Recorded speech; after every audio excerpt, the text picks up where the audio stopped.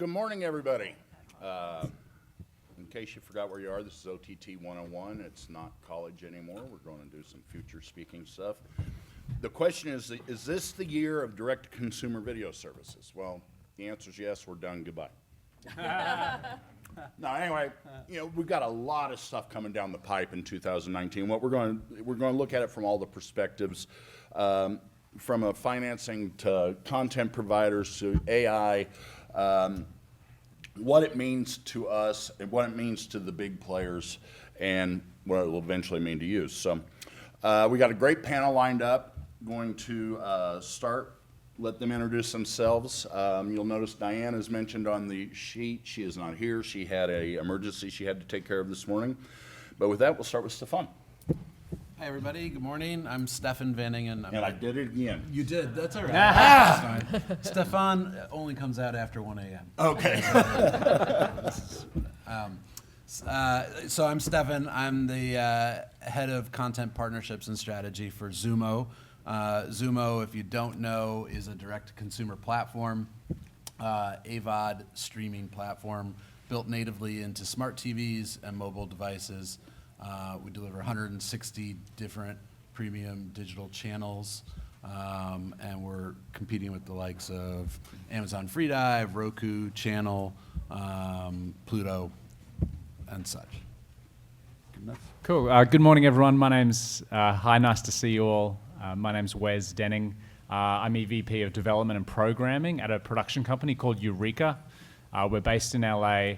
So I sort of bring a little bit of a different approach to this morning. I've sort of made a career in living out of pitching, developing, and producing content, around the world and mostly in the US, largely for cable and also broadcast networks. But particularly over the last 3 years, we've had a lot of success selling to OTT platforms. We make shows for Netflix. You might have seen we do their first original dating show called Dating Around. We also make shows for platforms like Facebook and Facebook Watch that are original programs. So sort of coming to today with a development, content, and programmers sort of mindset to the space. So yeah, that's me. Hi, I'm Peggy. I have a small independent consultancy called Mad Perspectives, and I work with the tech companies that serve this whole streaming sector to help them with their go-to-market, market assessments, strategy, competitive analysis, all that kind of fun, goofy stuff. But I'm a big believer that it's the underlying that technology that's made all of this crazy OTT stuff possible. And good morning, I'm Ethan Dreilinger, solutions engineer with IBM Watson Media. And really what I focus on is helping media companies first understand AI and machine learning and then help apply AI and machine learning to their platforms, both internally and consumer facing. Yes, that's me. Okay, I'm Rob Dillon. I'm the digital operations manager for Tribune Media Company. That's the TV side, not the newspaper side. Do all the digital work with them, on the live streaming contracts, the VOD, develop my developers and I do our connected devices. So basically the technical side on the digital media. So if you have one of our TV stations in your market, one way or another, I've given you product to use. 42 TV stations, a cable network, and a radio station for now. We are in the middle of a merger, so that'll change in a few months. But anyway, so let's start with the question that this panel was named with is, or the main question, do the big three SVOD providers, which would be Netflix, Hulu, Amazon Prime, have anything to be worried about with the proliferation of not only SVOD coming into the market in 2019, but AVOD? Do they have a reason to worry? Who'd like to pick it up first? Because I'm talking my opinion for I'll have an opinion. So, do they need to worry? No. Do they need to be thinking about how they play in the market as it moves forward? Yes, and you can hear that even in Hulu's keynote speech this morning. They're looking at different types of subscription models to make sure that they're keeping their subscribers happy. They're to some extent, they're bragging about how much content they have, and everybody's going to have content. I mean, that's the point, right? We're going to have lots and lots of direct-to-consumer content options, lots and lots of silos, as some of these bigger guys like Disney say, oh, I'm not going to put my content anywhere else anymore, so you're going to have to come to me. But is Netflix going to go out of business because Disney and Warner are on the market? No. Yeah, and I would say, like, I don't think they've got anything to worry about, right? So, like, I'm from this, like, content is king. Like, you go to a platform because you want to see a certain show. I think that if you're Netflix or Disney Plus, or you're Hulu or you're Amazon, and I'm a producer, I'm bringing my best shows to you, and I'm tailoring them for your platform. You know, like, I think I want people to buy my shows. I want them to pay big budgets for them. I want to make premium content. So that's who I'm developing content for, you know. So I think, you know, as for content producers, they're going to continue to pitch those places, and they want to be there. A, it's prestigious. A, you get to wide audiences. So I don't think they have much to worry about right now. But then at the same time, I really do think content is king. So, like, if you do have great content on your platform, whether it's niche or, you know, certain, or if it's smaller or for a particular audience, I think there's a lot of value to that. But I don't think they've got too much to worry about right now. I agree that they don't have a lot to worry about, and content is hugely important on those platforms. If you sat through the keynote this morning, Hulu was talking 185,000-ish titles, give or take a little bit. It's about the experience, right? Yeah. And how easy is it for me to find what I want to watch, recognizing in my house there are other people who are using these devices who also want to watch what they want to watch, and it has to be tailored to me when I'm sitting there, because Hulu made a great point this morning. Television is still a lean-back experience. Yeah. And these platforms survive if I can continue to lean back, watch television, and not have to be overly active finding something to watch. Yeah, I agree. And actually on that, and so, but to lean into that a little bit, if you don't mind. So we, you know, we recently, and I was blown away, we recently did the show for Netflix, original series, and we sat down actually with their marketing team in LA, and they talked through their sort of strategy for going out to the world with this new dating show.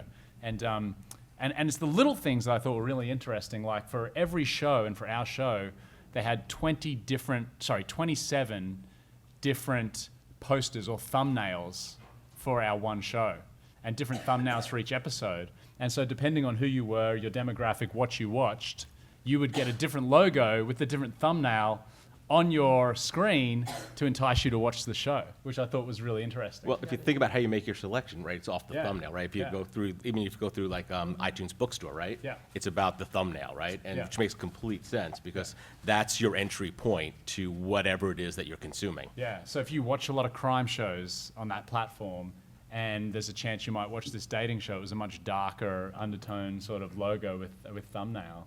Whereas if you watched, you know, Family Fare. Yeah, Family Fare or Queer Eye or whatever it is, you might get a much more poppy sort of thumbnail, and I think they've seen a lot of success with that.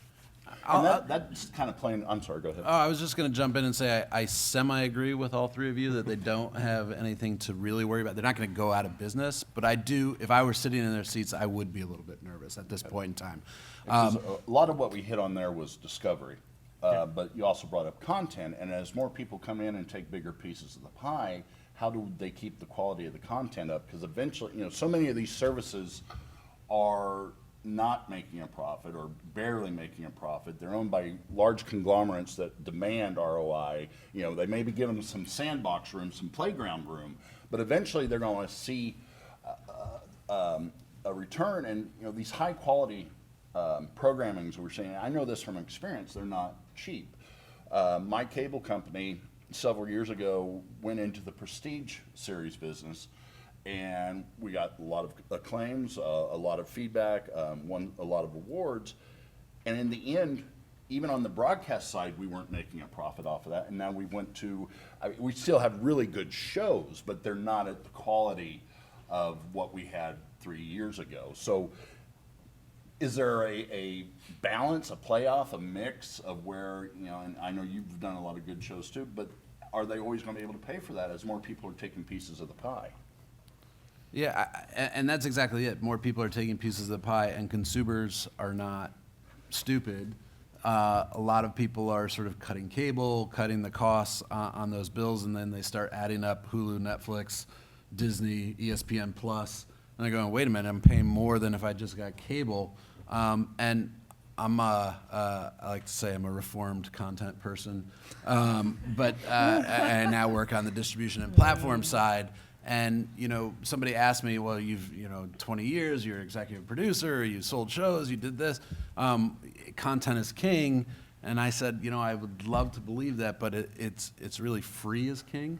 And what you see in the last couple months is consumers trending towards the free streaming platforms as they try to be cost conscious on cable, cost conscious on SVODs. It's where, not to be self-promotional, but it's where XUMO plays in that space, right?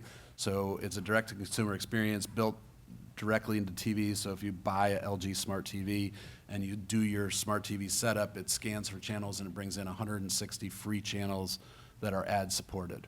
And it goes to your point about lean-back experiences and discovery. People aren't sort of DJing their way through VOD thumbnails or shows or having to sit down and decide. They're just flipping channels and leaning back and engaging in that way. And it becomes the UI, it becomes the cost, and it becomes sort of the discovery. Yeah, I was just going to say that content may be king, but I think the experience is the queen, and the queen is always the power behind the throne.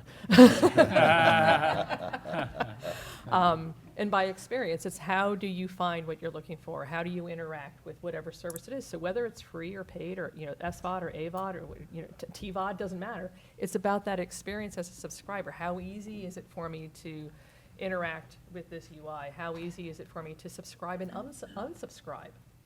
Because the idea of all these SVODs and AVODs, right, is that you're going to come in and maybe you're going to binge and watch for a while and then you're going to go out again. Is it easy to do? Is it easy to manage? Can you actually find the content you want? How many people here have spent more than 60 seconds trying to find something to watch on Netflix? Yeah. That's a lot of time.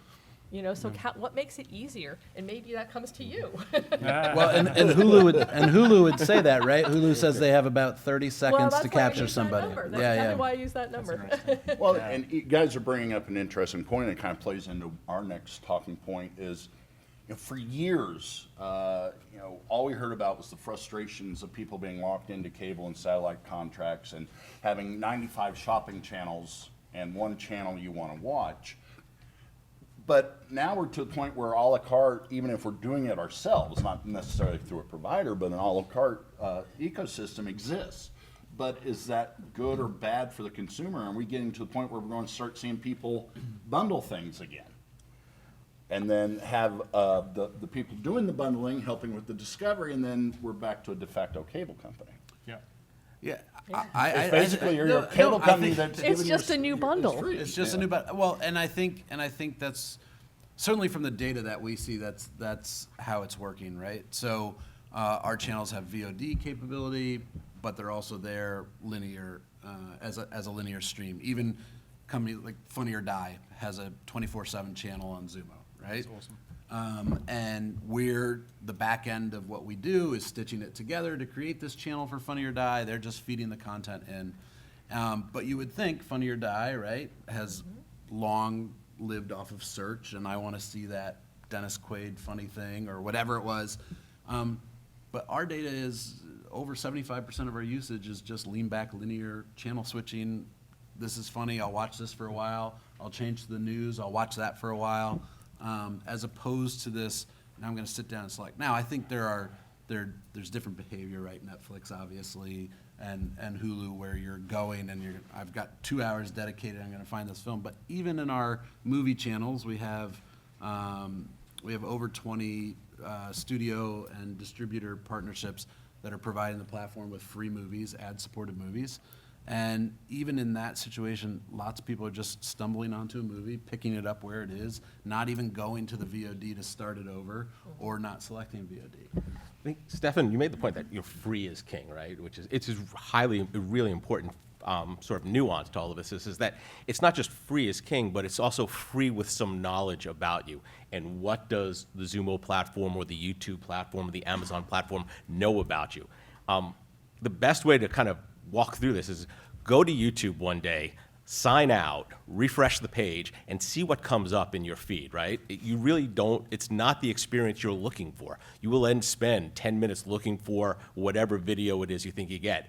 Log back in, and all of a sudden, the videos you want to see are there, right? Because it's about knowledge, and it's about understanding what your usage pattern is, and understanding what will drive you, not just to watch one video, but to watch 3 videos. And if you think about it from a monetary perspective, right? One video on YouTube is really good for Google. 3 videos on YouTube is awesome for Google, right? And that's what they want to get to. That's the moment they want to get to, is where you're sitting back for 3 videos. Even if you're clicking through 3 different videos, it's about what they know about you and how they're addressing you as a free user. Yeah. And look, I tend to agree with free. Like I like free. I like free. But what I do disagree in a way is like me, my friends, people I talk to, we're all time poor, right? So the idea of just sitting back and no, F that. Like I want to watch the shows that everyone's talking about. So when I have an hour at home or 2 hours at home, I will consciously think with my family as to what I want to check out or what friends have been talking about. So I don't lazily like to watch television. I know a lot of my friends don't. But isn't it about what's next, though, right? It's not really when you're sitting down to watch, but it's what your next selection is going to be. Because that's where the platform makes the money. You make your money off by just watching your show, right? You're all about that. I get that. Yeah. But the next step is what's next, and that's where the money is. Yeah, no, that's fair. Yeah. And look, some places do it better than others, as well, like in terms of to that, like, well, we can go into that for a while, but Hey, several points just came up in this that we could go on. Yeah. And actually, they're probably a little farther down our talking notes too. Right. Something you brought up, addressable, and what does people want to see, and the logging out and something. I just thought I'd share a funny anecdote that I moderated a panel very similar to this at NAB, which is broadcasters, which is a completely different audience than what we have right here. They listened to us very politely. We had a full room, and one question, and the guy got up at the end and said, "Why do we even give a shit ATSC 3's coming?" So there's still a difference in mindset between what we do, what we're passionate about, and what broadcasters see, which is where you guys are seeing your openings. And I just, that blew our mind because the panel was very similar to this. We were all from the streaming media side of the world. And I told them before we went in, these are broadcasters, these are my people, they're different. And sure as hell, that was the first question we got.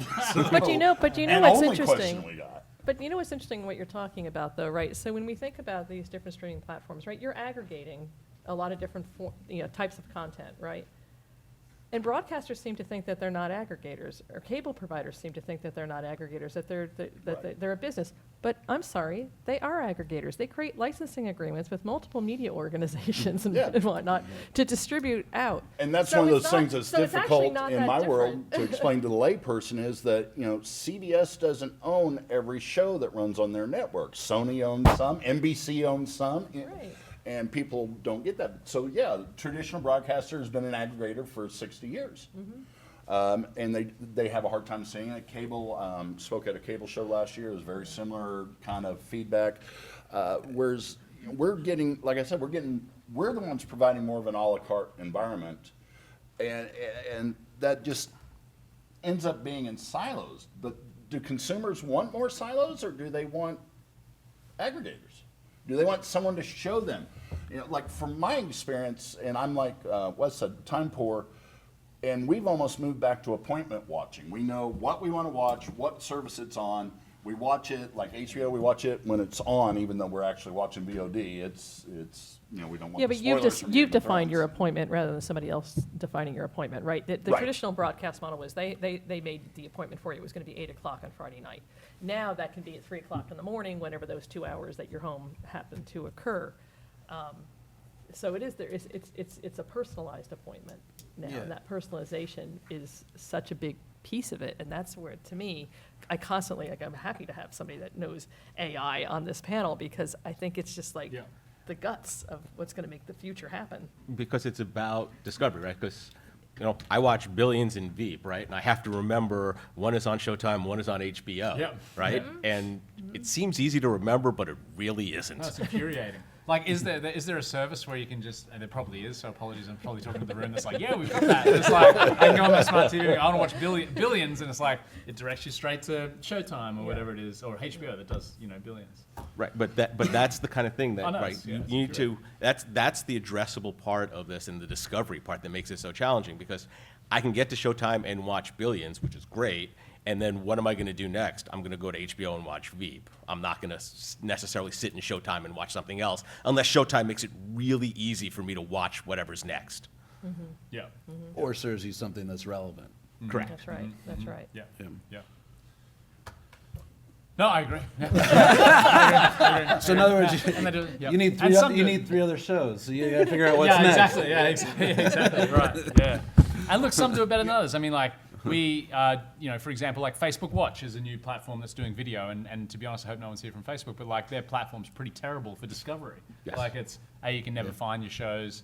It doesn't lead well into other ones, and they're still learning, how to do it well. I think, some places do it well, so getting that right's critical. I do go back to the point, and you bring up ATC 3.0 as well, and why do we care? But some of these platforms, like XUMO, are starting to blend that, right? So on an LG TV, like I just said, you'll have all of your terrestrial channels from, channel 2 to channel 100, and then starting at 100, that's all the XUMO channels, 100 to 999. So they're blended in the guide, blended in the experience, blended in the channel up and down, is everything from Funny or Die or Food 52 or Tastemade, which some people have grown up with more than Food Network, right, is all sitting there in your TV. And while it is about discovery and personalization and what's next, it's also about the ease of that use and the ease of that discovery. And I always laugh, and we sit up here in these panels, and we sit in these rooms with everybody that's involved, and I said, like,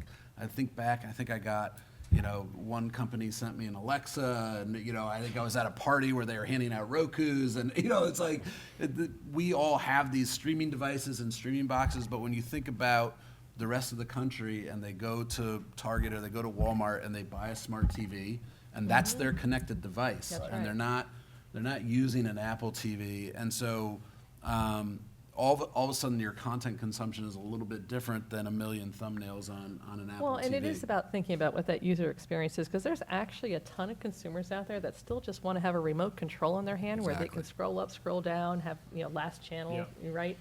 And in the streaming world, that's not necessarily possible, right? You have this, you go on Netflix, even if it's on your smart TV, you have Netflix and you have your swim lanes and you scroll up and you scroll down, but you don't go next and last. Right, and those remotes are hard for that, right? Which Yeah. is one of the reasons why sort of building into the smart TV environment has been so helpful for us, because we do have that last channel, and we do have, if you're on, I'll just keep using Funny or Die, and you turn off your television, you go have dinner, and you turn it back on, you're still on Funny or Die.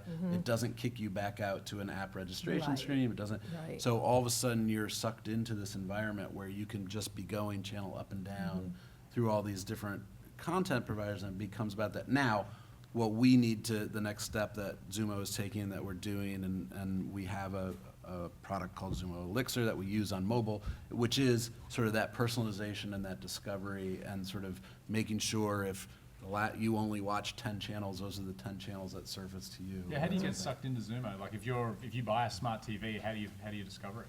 A lot of it is done at point of purchase, so it's, hey, buy this TV, it comes with 150 free channels. Okay. And then it also becomes part of setup, right? So you're setting it up and it's blinking at you, hey, you've got 150, and then it becomes it's the natural way of watching TV with these clunky remotes. It's not, But you're also really talking about tailoring the experience to the platform, right? Because if I'm watching television, I have a remote in my hand, and I expect a guide to pop up, and I expect to click on something in the guide, and I expect my television to come back on to the last thing I was watching.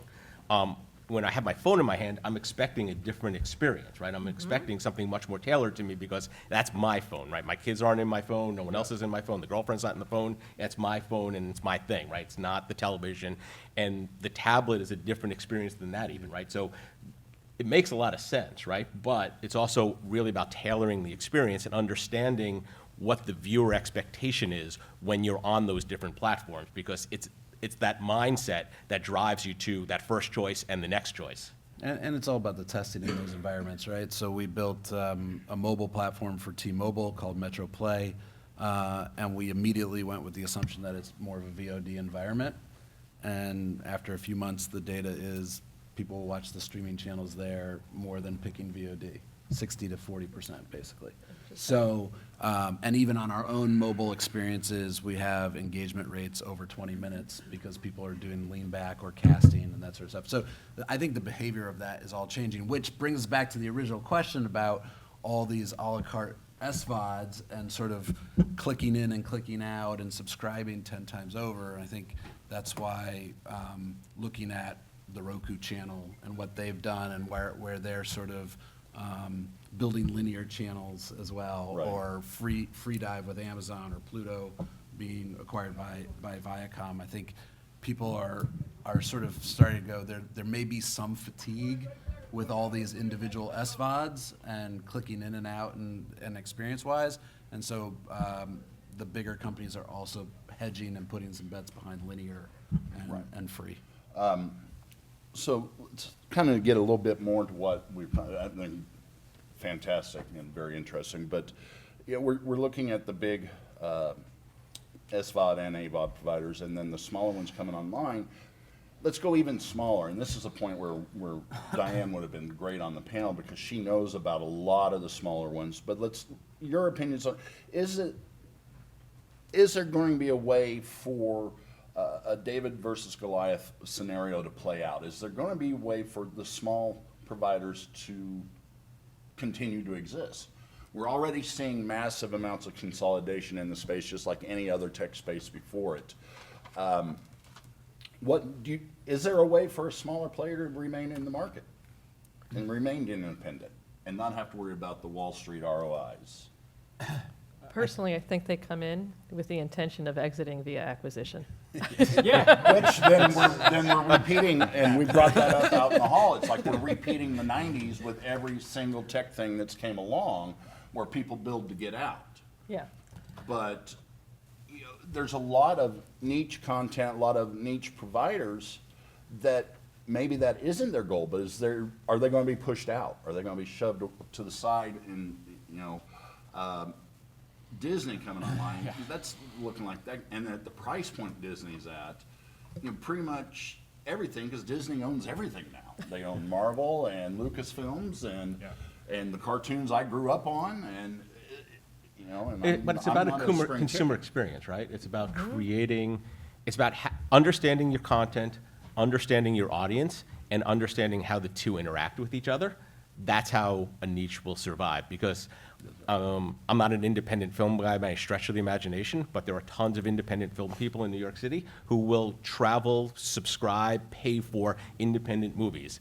And they do it because that's their passion. And the independent producers understand that and cater to that need and cater to that desire. So there is space for them, but it really requires that understanding of what the people want, where they're watching it, and how they interact with it. Yeah, I agree. And I just, it comes down to, for the small players, like attention. Like they want to get people's eyeballs. They want to get attention. And I think you can do that through great content and you can break through. But to your point, how do you continue to serve and cater that audience? So it's about not only having great content, but being able to, like you guys are doing with Funny or Die, keep serving it up again and again to the viewers. I think that if you're small and niche, you might be able to break through and enter the zeitgeist, but being able to maintain those eyeballs is the biggest challenge, and that's where people like the big guys, like the Disney Pluses, will be able to do it because they obviously have the library to facilitate that. And if you have the content and you've established a corner of the market to get those eyeballs, then you're probably going to end up exiting. Yeah. Because if you have audience and Yeah. content, Yeah. somebody else is going to That's right. acquire it. That's right. So- Yeah. I just think it's similar to like those cable channels that a lot of people that are very specialized, right? And it's been in this broadcast world or this cable broadcast world where all of a sudden you had 200 channels and you really, maybe you are an independent film aficionado and you went and maybe you watched the Sundance channel. Maybe that's the only reason you got a certain subscription package is because you could get Sundance, right? Because it is more independent filming, right? But now in the streaming world, it's actually a little bit easier potentially. Maybe some of those, maybe those 200 channels that nobody ever watches should actually all be streaming outlets rather than broadcast Yeah. channels. Yeah. I mean, Right. wouldn't it be great if we're wrong though? Like, can you imagine, can you imagine if there's like a direct-to-consumer offering out there that starts niche, that grows and does compete with Netflix and Disney I in, think it'd be 5 years' awesome. time? Like, that'd be It'd be awesome. fantastic. I'd love.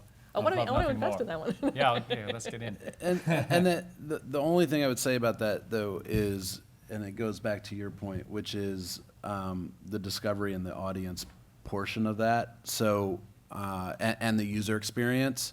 So probably the biggest learning I've had since being at XUMO was riches in the niches, right? We're gonna go get all this, you're a horse aficionado, we're gonna go get horse television, and it's gonna drive a huge audience, maybe just for that channel, and it's gonna be awesome.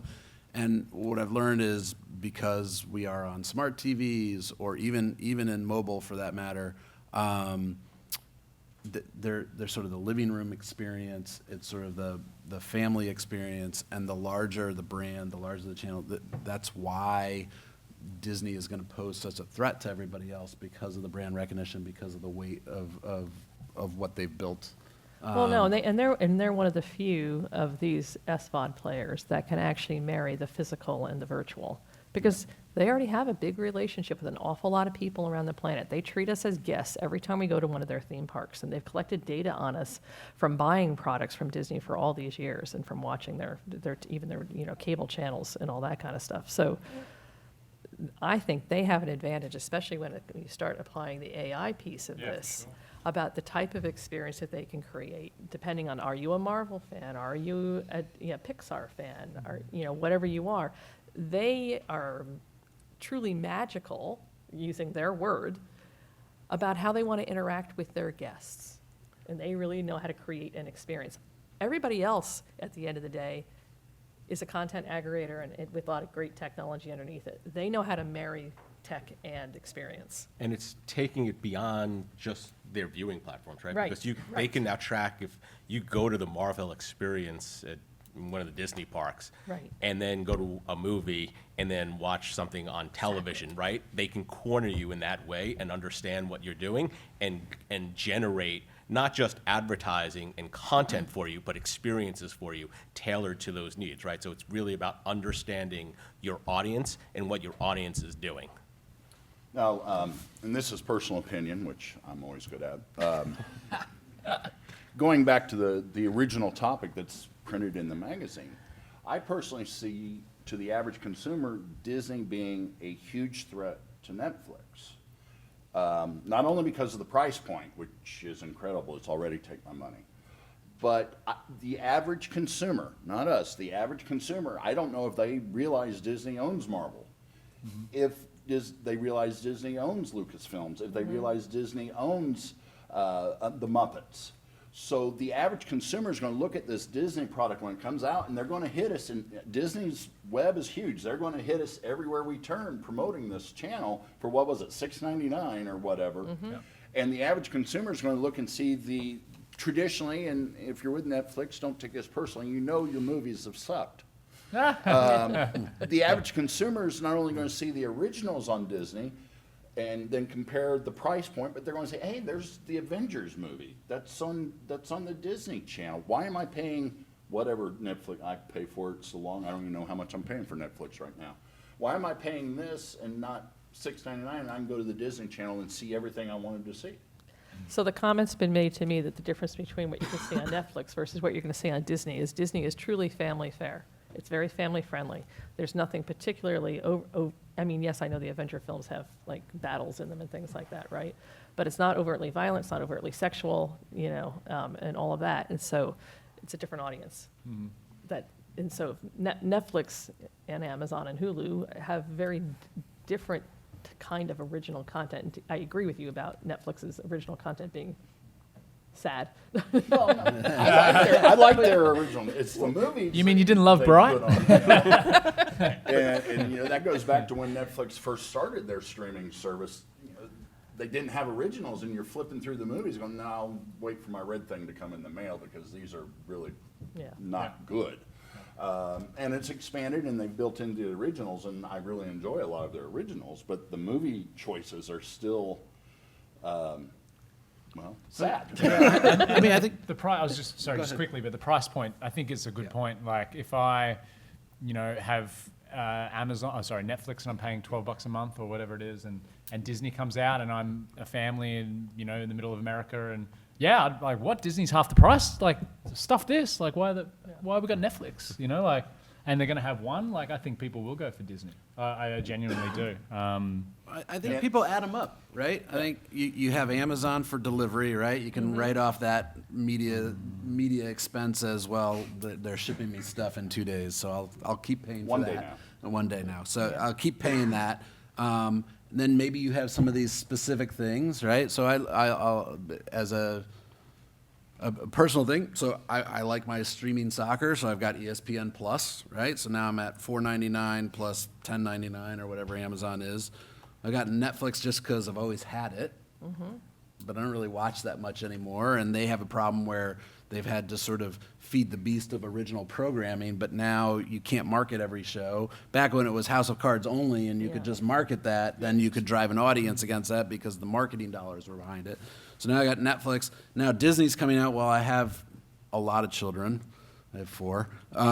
So, maybe I need Disney.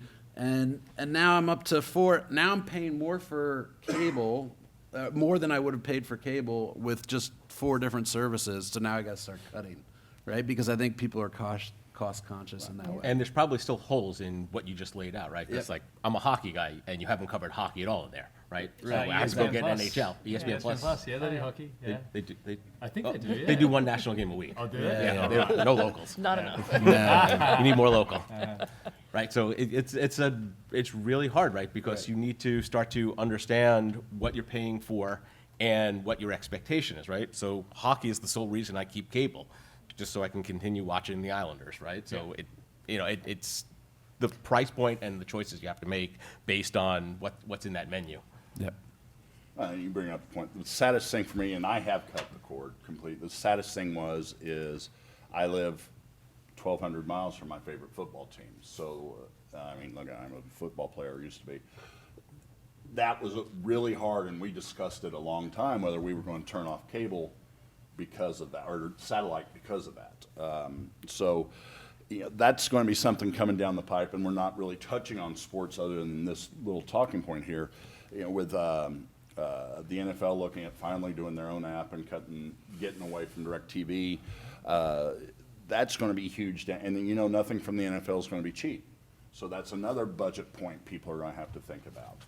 And so are we getting like I said, Disney's what, $6.99, Netflix is $14.99. Where the sweet spot for players coming in behind? Do you think Disney found it, or are they going to immediately raise their prices, or? I think they're going to have to raise their prices. Yep. I think it's going to be just like it's been in the cable industry. In the virtual MVPD world, right? Yeah, the With virtual, Sling and Direct exactly. Now, and So, it's $30 yes. 2 Yeah. weeks later. Oh, it's Like $60. Exactly. Yeah. They can't not raise the price. It's very expensive to produce content. You know this. Yeah, absolutely. Yeah. Because, and content's expensive. We got to do the keep high paying quality, Wes. I mean, this is really expensive. Right. Exactly. Yeah. No, and I mean, and just look at the Apple TV announcement, right? Which was short on details, but high on celebrity value. And actually, you make a good point. It's like, why we haven't No, touched but that. you do make a good point there. Is that prices will go up, right? And yes, you need to pay us. But what breaks through in the direct-to-consumer world? It's talent. And Yeah. you know what costs a hell of a lot? It's talent. Talent. Like we've got Steph Curry is on board for our new show that we're doing for ABC this summer, and we shot with him, and he's in every single episode. But it's not cheap, you know. Right, And it's right. like, and the reason we do deals like that is because we'll break through in a super crowded marketplace. So And so that's where I think even for some of these other platforms, you need big names, you need great content, obviously, you need to break through. So the comment has been that Apple has the war chest, right? They're a tech company. Their cash on hand is massive. So does that mean that they can create more content, better content than Netflix? Well, Amazon has a big war chest too, but Disney, et cetera. But my argument, coming from the tech sector, is that you're not going to spend all that cash on content. Yeah. They have a lot of cash, but they have to be smart about how they invest in originals. Yeah. And the whole acquisition. Apple thing is really unique because Apple has made all that money by being first movers in space, in the spaces they're in. And they've stumbled.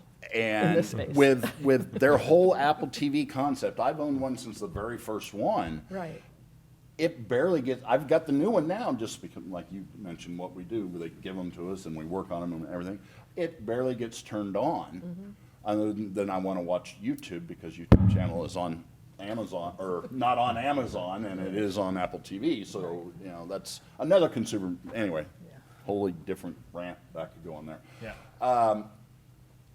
They treated that business as a hobby for so long. You know, there were rumors 10 years ago there was an Apple TV set, a physical TV set coming in the pipe. It never got announced.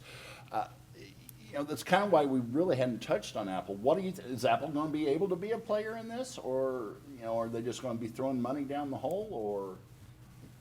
I think like Disney and like Comcast, NBC, because of Universal Parks, they have so many touch points with consumers that you have to consider them to be a player, because they know so much about their user base. And they know who you are, they know where you are, they know what you're doing, they know what you're watching on your phone, that it's an easy transition for them. So I think, yes, Apple does become a player in it, and they just have to sort of stick with it, I think, to get there. But because of their innate install base that they have from day one, it's hard for them to miss. Yeah, and I love Apple. I've grown up with it.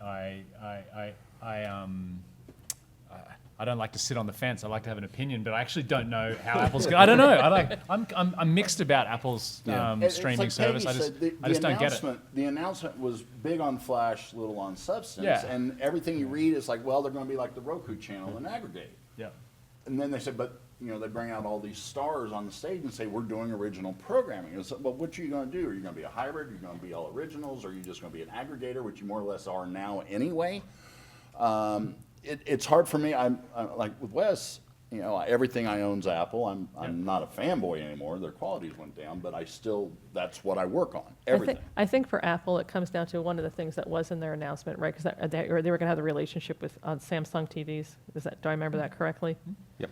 Is that if they open their ecosystem a little bit, which they're not good at, but if they open their ecosystem so that at least from an Apple TV perspective, it's available across a wider set of devices, then I think there's something to worry about there, especially if they actually create good content. So if they have Steven Spielberg on board, well, yeah, it should be at least one good piece coming out, and you know, Oprah, yeah, maybe there's another good piece coming out. Well, they're bringing you those know? individual audiences, right? It's about the talent and the audience that they can bring. But I should be think if selective. they're going to limit it to, if they were to limit it only to be consumable on their own devices, even though Apple is huge here in the United States, Android is king every place else on the planet. And so that their market opportunity, even though a lot of people have their devices, their market opportunity is not as big as everybody might think it is. All right, so now we got our obligatory Apple mentions out of the way. So we're getting pretty close here, but something we talked about out in the hallway, and we kind of talked on our call last week, is that this whole industry seems to be everything old is new again. We're going down the same path with consolidation, and we even brought it up on the panel today about how everything seems retro and like it's going through the 90s again. So let's come out, and this one's going to be probably right up your alley. The last month in all my trades, my broadcasting trades, and in most of our streaming trades, SVOD's losing its luster, and everybody's thinking, let's go linear AVOD. What is the reason for that buzz? You know, we talked about the lean back experience. You just let it play and let it go. Us olds, as my kids call me now, are used to having ads every so many minutes. You know, and even like YouTube just announced that they're moving their originals out from the YouTube TV platform, and they're going to be free. So obviously that's good for a content provider, but are they still going to be able? It's advertising, which all of us in this industry, and whether it's VOD or live stream, know that advertising has yet to pay a damn bill for my Amazon server ever. Is this something that's going to continue? Is it sustainable? Is that where we're headed? That's a good idea. If a company wants to pay for my Amazon subscription, I'd be very loyal. That'd be great. Yeah. I mean, I will say yes, because that's the industry I'm in. No, look, I think it goes back to what we've already said, right? Which is free is important. And while you could probably pull the room and everybody would say they'd hate advertising, and then you say, would you rather pay $10 a month or watch a few ads? Then they go, oh, I'll take a few ads. On our platform, for example, our ad load is about half that of traditional television. So you're already providing a better user experience. And then so after you get past the free thing and the ease of access and that sort of thing, then it comes down to, we all think everybody wants choices, but we all are making choices from the minute we wake up to the minute we go to sleep. Whether it's what I'm going to wear to this panel, whether it's what I'm going to have for breakfast, how am I going to get there. So when it comes to entertainment and it comes to sort of that sort of thing, you don't always want to have to shuffle through 27 thumbnails or shuffle through 5 different platforms to find something you want. And the thing with the linearized version of the Roku channel or with XUMO or with what Amazon is starting to do is it's just there and it's lean back and you can be entertained for a little bit and you can flip and you're not making an exact choice about what you want. And I think it's sort of the combination of the free and the combination of the ease is what's driving that forward.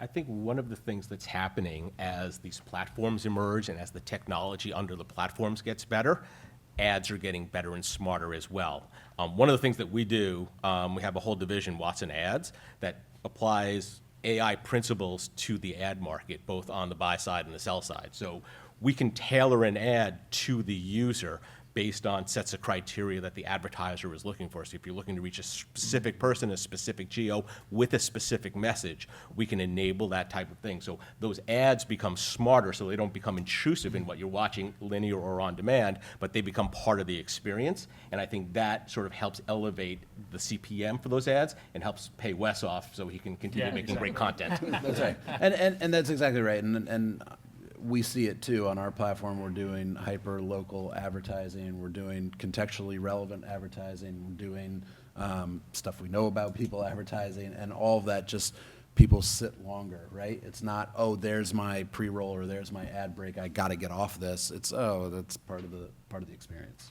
Yep. And we know advertising's getting smarter, advertising less intrusive, which means it's going to be coming at a premium. I'm not going to be giving out $10 CPMs anymore. It's going to be closer.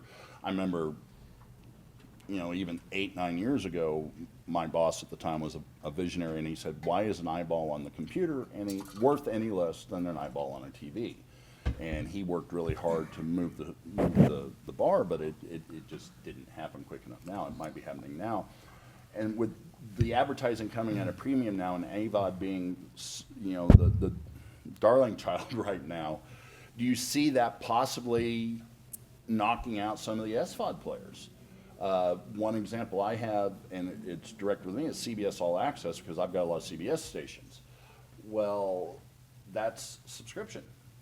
Will some of these AVODs come in and take those out to the point there's no profitability? I think you'll see more hybrids. That's right. I don't think CBS All Access is going anywhere, right? Or as an example, but I think it opens up and becomes a hybrid. And if I'm willing to sit through some ads, I can watch Survivor or whatever it is on CBS All Access, all day long. Or I could pay and not get ads. We're actually doing something like that with the Canadian Broadcasting Company, where CBC has this concept of free AVOD. A level of subscription where you get like some added stuff associated to the program experience, and then you can pay and just not have commercials. And they've been highly successful about elevating people off that free AVOD platform to one of the tiers where they learn about people, because people are willing to accept either to pay for content or to accept better ads for their content. Yep, I agree. I think a hybrid model makes a lot of sense. Yeah. Well, and the amount of SVODs that have called us and said, listen, we can give you 50% of our content in front of the paywall, or we can give you 60% of our content, but how does the ad model break down for that? And you saw that, 3 years ago, right, with CISO and all the NBC's SVODs and all these different SVODs. We just couldn't even make it work on the subscription dollars.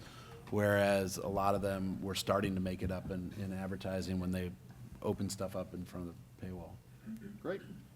Now, we've gotten a lot of opinions, a lot of real world, what we think, real world information. I would encourage you, if you'd like to see the data that actually backs that up, to come to the next panel, which I'm not moderating on, I'm sitting on, so you don't have to listen to me as much.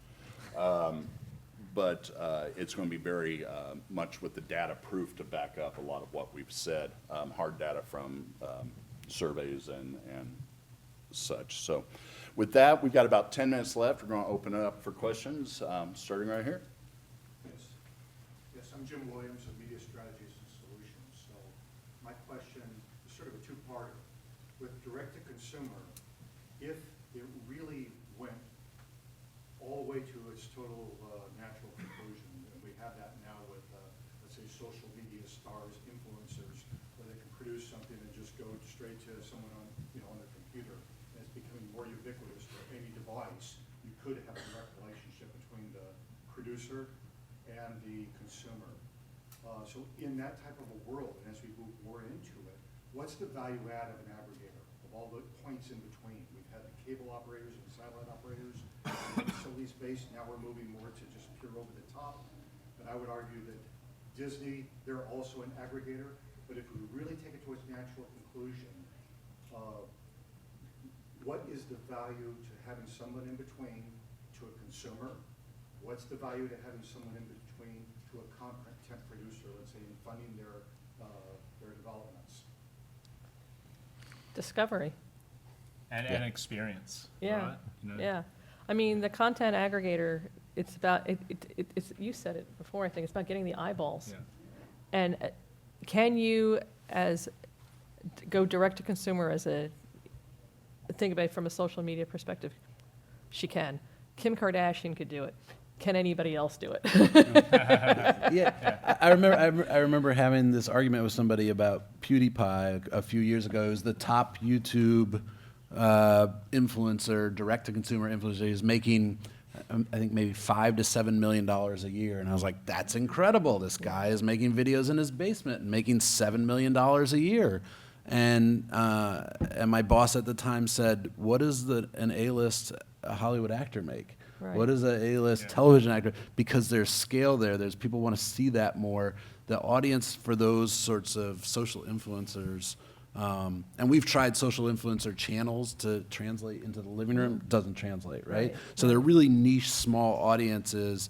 So I think the role of the aggregator here is bringing sort of scale and discovery and larger audiences of stuff that people want to watch. And I'd also argue that in that model, Instagram or Twitter or whatever it is really becomes a de facto aggregator anyway, because they're the house for that video, they're the house for the audience of that video. You can't get that Instagram video any place that Kim Kardashian doesn't put that video, right? So you're kind of limited to whatever her distribution network is. That's right. With an aggregator, at least you can sort of pull a bunch of that stuff in and then turn it back around and make it discoverable. Oh. I just destroyed your microphone. Yes, sir. I didn't mean to do that. I've got two questions for you. I've heard a lot, or pretty much all of what you talked about is domestic. What's the role in the international markets, both the well-defined markets like Europe as well as emerging markets? And then, as for the last topic, I've heard a lot about long-form content. Where does short-form content fit into the mix? Great question. Yeah, I think international is obviously huge. Like that's the juggernaut. That's the big whale in the room, right? It's where the eyeballs are, right? Yeah. It's again, it's putting content in front of eyeballs. Yeah, and the big guys like Netflix are doing a big push in places like India right now, and I think that's really smart. The entire Southeast Asian region, is obviously a huge place that seems a little bit underserved in terms of original programming and what you hear about on a global scale. But there's obviously huge numbers there. And Apple's launching internationally from the get-go. That was a big Yeah. part of their announcement. So. Definitely. Yeah, I think international markets are a little bit further behind, a little bit more difficult. The digital advertising on the AVOD side, for sure, the digital advertising is a little bit further behind where we are domestically. XUMO launched this week internationally across UK, Spain, France, Germany, Italy, and then Brazil with TV manufacturers. It's a small market on the AVOD side because of the way people do get their content there, right? There's great national broadcasts for free, again, or there's satellite where you're filling out all those niches. But I think it is a growing market there. And on the short form side, we started in short form because that was the only thing available for free, right? So we'll bring it all the way back to the beginning for the Funny or Die is short sketches. Yeah. Are, again, to the learned behavior, it's about stitching together that content in blocks that make sense and creating longer linear formats out of the short form. But I would say we've now sort of started getting into more and more long form or 24/7 live channels. But I would say still a good portion of our content is stitched together short form from these content brands that have libraries of the 15, 10, 3-minute videos, but you're using the data to make it contextually relevant for the viewer. And in the other, in international, right, specifically, there's content doesn't necessarily translate. There are compliance issues to think through and to fully understand. So taking one of Wes's dating show, which I've seen on Netflix, and putting that into the Middle East, for instance, would not be an easy lift. There's a lot of stuff that would have to change. So opening up the content to those markets is a thoughtful process. And the short form side of it's interesting too, from my perspective. I mean, the days are gone where we have to make a 30 or 60-minute show. You know, we really are encouraged by our clients now to make the show the length that it should be. And that's why you see on Netflix shows that'll be, some of them are in 15 minutes. You know, a dating show was originally going to be 45 minutes, ended up being 28 minutes because they were snackable. And I think you see that in the advertising as well. Like, you don't have to do a 30-second or 15-second spot. You know, they might be 7, 8. They're great creative and really whatever, you know, the creative leads in terms of the run. So, you know, even though I've lived in the long form world, a lot of our shows are untraditional in terms of their run times, and we really do try to make the best possible story that we can, you know, for the show. Anybody else? All right. Thank you for joining us this morning. Thank you. Big round of applause for our panelists. Thank you. Cool.